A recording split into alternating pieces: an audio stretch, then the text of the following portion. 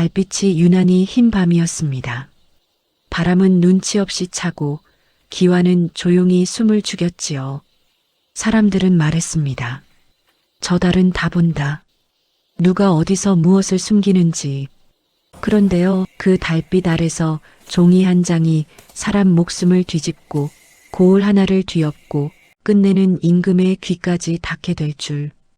그 누가 알았겠습니까? 오늘 이야기는 조선 어느 고을 달빛 장부로 시작합니다. 전라도 끝자락 물이 맑고 장이 큰 고을이 하나 있었습니다. 논이 넓고 소금길이 닿고 배가 드나들어 돈이 모이는 자리였지요. 그 고을 관아에는 설이 하나가 있었습니다. 이름은 서윤. 서윤은 글씨가 빠른 사람이었습니다. 남이 수만 번 쉬는 사이 그는 장부 한 줄을 써내려갔지요. 그런데 글씨만 빠른 게 아니라 눈치도 빨랐습니다. 아, 저 사람은 지금 웃지만 속이 조급하구나. 아, 저 수령은 말은 바르지만 손이 자꾸 소매로 가는구나. 그런 눈치로 먹고 사는 사람이 설이입니다. 하지만 서윤은 늘 속으로 중얼거렸습니다. 글이 사람을 살릴 때도 있고 글이 사람을 죽일 때도 있다. 그 말이 오늘 밤 그의 발목을 잡을 줄은 몰랐지요. 서윤이 퇴청길에 들르는 곳이 있었습니다. 고을 장터 끝 연화주막. 주모 연화는 젊은 나이에 남편을 잃고 주막 하나로 버티며 살았습니다. 말수는 적었지만 한 번 웃으면 장터 바람도 잠잠해질 만큼 사람을 편하게 하는 눈을 가진 여인이었지요. 그날도 서윤은 따뜻한 국 한 그릇을 앞에 두고 있었습니다. 연화가 조용히 물었습니다. 설이날이 요즘 관아가 어수선하던데 무슨 일 있나요? 서윤은 젓가락을 멈추고 고개를 저었습니다. 아무 일도 아니요. 아무 일도 아닌 게 더 무섭지. 연화는 잠깐 망설이다가 주막 한쪽 구석에서 낡은 보퉁이 하나를 꺼내왔습니다. 이건 어제 새벽에 누가 놓고 갔어요. 보퉁이는 낡은 비단으로 둘러져 있었고 매듭은 이상하리만치 단단했습니다. 서윤이 손을 대려하자 연화가 한마디 덧붙였지요. 열지 마세요. 열면 돌아갈 수 없는 길이 될지도 몰라요. 서윤은 웃었습니다. 설이는 원래 그런 말을 들으면 더 열어보고 싶어지는 법이니까요. 서윤이 매듭을 풀었습니다. 안에는 종이가 아니었습니다. 종이보다 먼저 냄새가 나왔습니다. 먹 냄새, 습기 냄새, 그리고 사람들이 돈 냄새라고 부르는 그 냄새. 보퉁이 속에는 작은 책 한 권. 겉장에는 글자가 없었는데 첫 장을 펼치자 붓으로 눌러 쓴 네 글자가 보였습니다. 월지부, 달월 가를지 장부부. 서윤은 숨을 삼켰습니다. 이게 관아의 장부 형식인데? 연화는 입술을 깨물었습니다. 그럼 누군가 관아 사람이. 서윤은 대답 대신 장부를 넘겼습니다. 거기엔 세금, 곡식, 부역이 적혀 있었는데 이상했습니다. 숫자가 맞지 않았습니다. 들어온 것보다 나간 것이 많고 나간 것보다 들어온 것이 많고 그런데 더 이상한 건 따로 있었습니다. 장부 맨 아래 아주 작은 글씨로 사람 이름들이 적혀 있었지요. 박첨지, 유수령, 그리고 서윤이 잘 아는 몇몇 아전들의 이름까지. 서윤은 그 자리에서 장부를 덮었습니다. 이건 고을을 통째로 뒤집을 물건이요. 연화는 조용히 말했습니다. 그래서 누가 놓고 갔을까요? 서윤은 창밖에 달을 봤습니다. 달이 놓고 갔겠지. 그때 문이 덜컥 열렸습니다. 바람이 들어오고 먼지와 함께한 사내가 들어섰지요. 헝클어진 각근, 허름한 도포, 하지만 눈빛은 이상하게 또렷한 사내. 사람들은 그를 월담이라 불렀습니다. 장터에서 소리로 밥을 먹는 떠돌이 광대였지요. 월담은 탁자에 앉지도 않고 연화에게 물 한 사발을 달라 했습니다. 그리고 물을 한 모금 삼키자마자 서윤을 보며 이렇게 말했습니다. 서리나리, 그 책 달빛에 읽으면 손이 탄다. 서윤이 눈썹을 치켜 올렸습니다. 당신이 그걸 어떻게 알아? 월담이 웃었습니다. 나는 남의 비밀을 노래로 팔아먹는 사람이요. 그러니 비밀 냄새를 잘 맡지. 연아가 떨리는 목소리로 물었습니다. 당신이 이걸 가져온 거예요? 월담은 고개를 저었습니다. 아니, 내가 가져온 게 아니라 그 장부가 스스로 걸어온 거요. 사람을 찾으러. 서윤은 그 말이 우스웠지만 등골이 서늘했습니다. 월담이 말했습니다. 이 고을엔 곧 큰 바람이 붑니다. 바람이 불면 등불이 꺼지는 집이 있고 등불이 켜지는 집이 있지요. 그 말이 끝나기도 전에 밖에서 말발굽 소리가 들렸습니다. 관아의 군졸들이 주막 앞에 멈춰 선 것이었습니다. 군졸이 문을 차고 들어왔습니다. 수령나리의 명이다. 이 주막에 수상한 물건이 들어왔다 하니 모조리 뒤져라. 연아의 얼굴이 하얘졌습니다. 서윤은 반사적으로 장부를 품으려 했지만 월담이 손을 들어 막았습니다. 월담은 아주 자연스럽게 주막의 벽에 걸린 낡은 북을 내려 장부를 그 속에 넣어버렸습니다. 북이요? 사람들은 종이는 뒤지지만 소리는 잘 못 뒤집지. 군졸들이 상을 뒤엎고 쌀자루를 찍고 이불을 흔들고 항아리를 두드렸지만 북은 그냥 북이었습니다. 월담이 능청스럽게 웃으며 말했지요. 찾는 게 뭐요? 내 소리판이라도 찾아주겠소? 군졸이 월담을 노려보며 욕을 내뱉고는 아무것도 못 찾고 돌아갔습니다. 문이 닫히자 연아가 주저앉았습니다. 이제 어쩌죠? 서윤은 입술을 깨물었습니다. 저들이 장부를 찾는다는 건 이미 냄새를 맡았다는 뜻이요. 월담이 조용히 덧붙였습니다. 그리고 냄새 맡은 자는 끝까지 파지. 그날 밤 서윤은 관아로 돌아가지 못했습니다. 주막 뒷방에서 누웠지만 잠이 오지 않았지요. 서윤은 생각했습니다. 이 장부를 수령에게 바치면 수령이 웃으며 받아들고 서윤의 목을 조용히 꺾을 것이다. 이 장부를 태워버리면 오늘은 산다. 하지만 내일도 모레도 사람을 속이며 산다. 이 장부를 밖으로 내보내면 고울이 흔들리고 피가 날 수도 있다. 그때 연아가 작은 촛불을 들고 들어왔습니다. 서리나리 저도 알고 있어요. 사람이 살려면 모르는 척해야 할 때가 있다는 거. 서윤은 씁쓸하게 웃었습니다. 그럼에도 어떤 밤은 모르는 척이 더 무겁소? 연아가 말했습니다. 저는요, 남편이 죽고 나서 매일같이 생각했어요. 내가 조금만 더 일찍 알았더라면 하고요. 서윤이 고개를 들었습니다. 연아는 조용히 그러나 단단하게 말했습니다. 그래서 저는 이 장부를 태우고 싶지 않아요. 다음 날 장이 섰습니다. 박첨지는 장터에서 제일 큰 목소리로 웃는 사람이었습니다. 아이고, 우리 고을 사람들. 오늘도 배 든든하게 먹고 삽시다. 쌀은 내가 풀어줄 테니 걱정 마시오. 사람들은 박첨지를 인심 좋은 부자라 했지요. 그런데 서윤은 알고 있었습니다. 박첨지는 늘 관아와 붙어 다녔습니다. 곡식이 움직일 때 사람도 움직이니까요.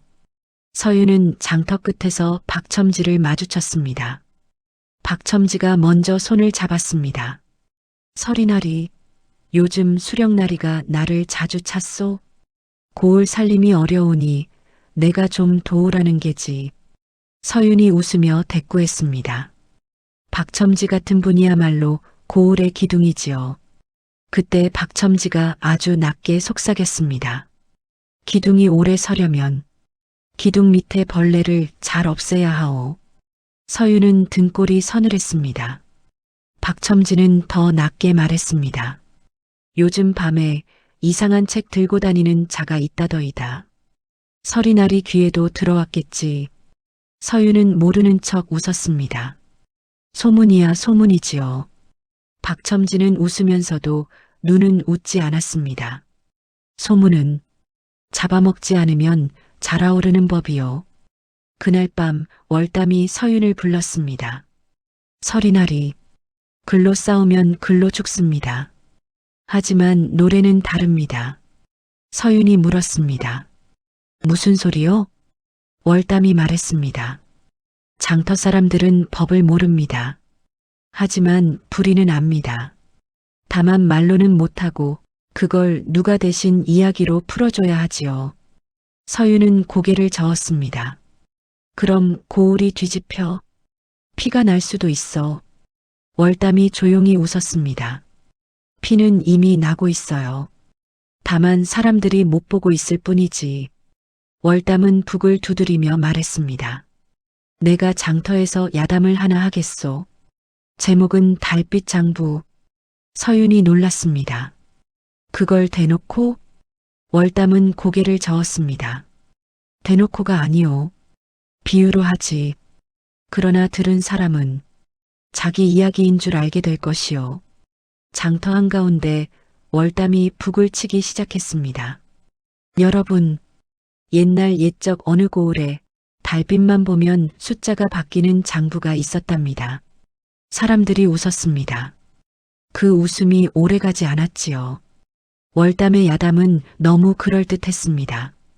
세금이 사라지는 이야기, 곡식이 반으로 줄어드는 이야기, 가난한 집은 더 가난해지고 부자는 더 웃는 이야기, 그리고 월담은 마지막에 이렇게 말했습니다. 장부는 종이지만 종이는 사람을 찍어 누르기도 합니다. 그런데 그 장부에 이름이 적혀 있었답니다. 그 이름이 누구일까요? 사람들이 술렁였습니다. 웃음이 사라지고 대신 눈이 생겼습니다. 그 순간 군졸들이 장터로 들이닥쳤습니다.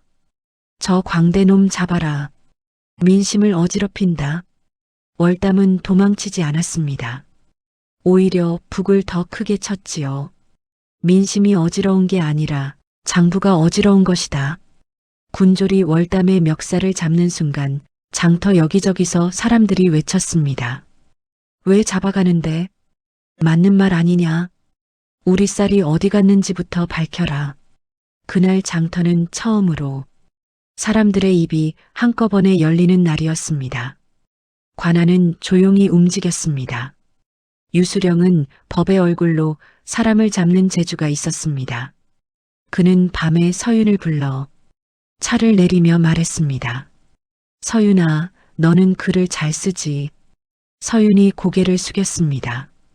과찬이십니다. 유수령은 웃었습니다.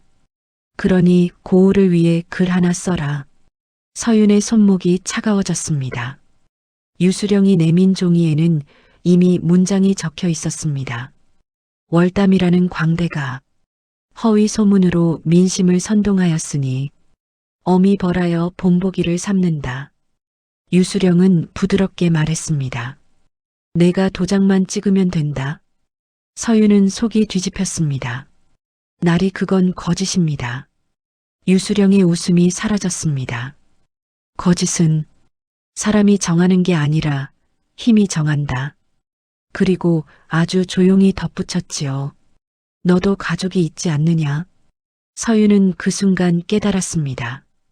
이 수령은 법을 말하는 게 아니라 사람을 담보로 잡는 사람이라는 것을. 서윤이 주막으로 돌아오자 연하가 기다리고 있었습니다. 서리나리, 우리 늦었어요. 서윤이 놀라 물었습니다. 무슨 말이오? 연하는 떨리는 손으로 말했습니다. 월담이 잡혔어요. 그리고 군졸들이 다시 올 거예요. 서윤은 북속 장부를 꺼내려 했습니다. 그런데 연하가 말했습니다. 장부는 이미 여기 없어요.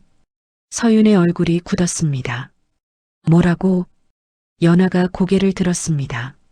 제가 보냈어요. 장터방 역참으로. 서윤이 숨을 삼켰습니다.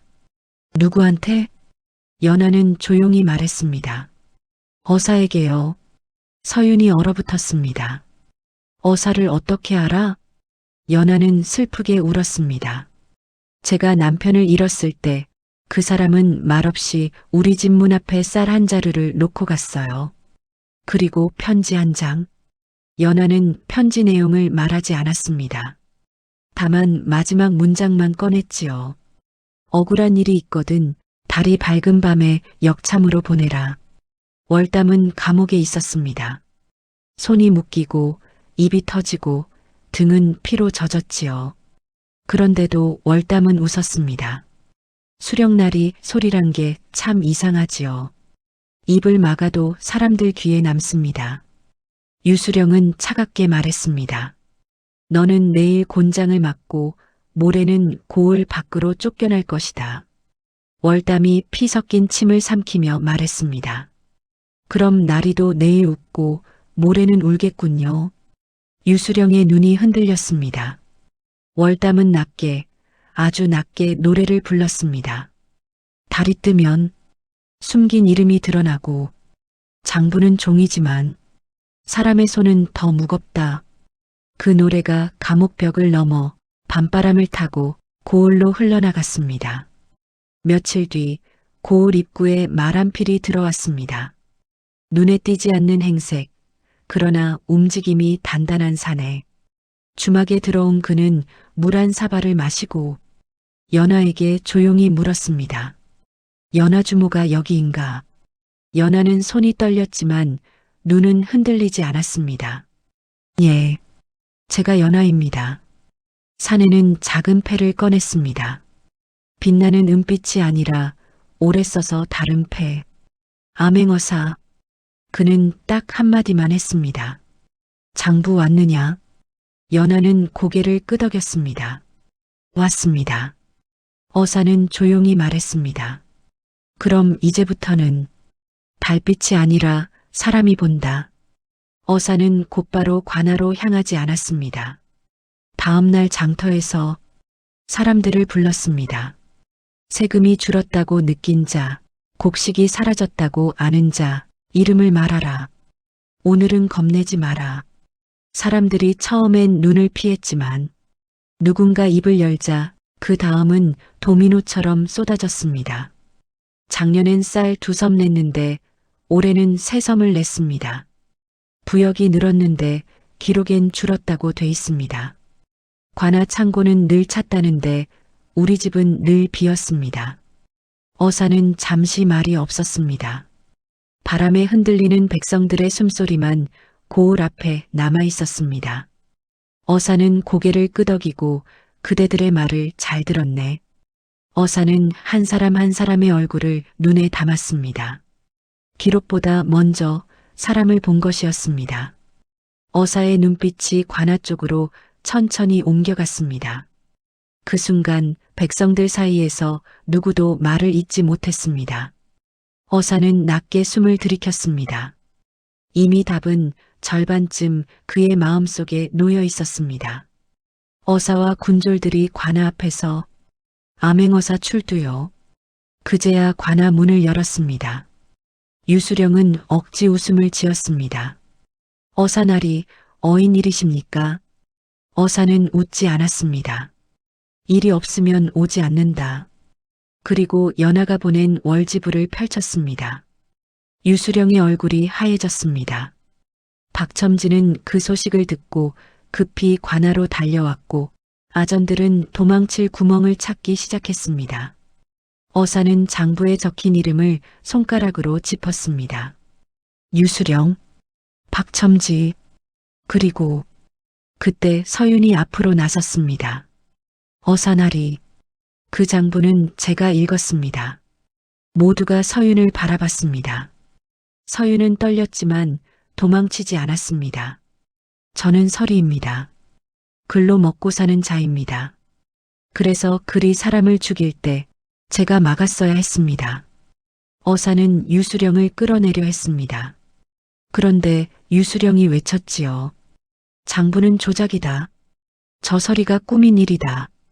그 순간 박첨지가 한 발 앞으로 나섰습니다. 어사나리, 수령나리는 억울합니다. 고을 살림이 어려워 내가 도운 것뿐입니다. 어사는 박첨지를 바라봤습니다. 도움? 박첨지가 웃었습니다. 곡식을 풀고 세금을 대신 내주고 백성을 살렸습니다. 어사가 낮게 물었습니다. 그럼 왜 이름을 숨겼느냐? 박첨지의 입이 잠깐 굳었습니다. 어사는 한 장을 넘겼습니다. 거기엔 곡식 숫자만 있는 게 아니라 사람의 값이 적혀 있었지요. 부역 면제은, 군졸 배치쌀, 판결 변경 비단. 그때 사람들의 얼굴이 변했습니다. 도움이 아니라 거래였던 겁니다. 어사는 마지막으로 말했습니다. 법을 팔아먹은 자는 칼보다 무섭다. 어사는 감옥 문을 열고 월담을 꺼냈습니다. 월담은 비틀거리며 나왔지만 눈은 웃고 있었습니다. 서윤이 다가가 말했습니다. 살아있었군. 월담이 피식 웃었습니다. 내가 살아서 다행이요?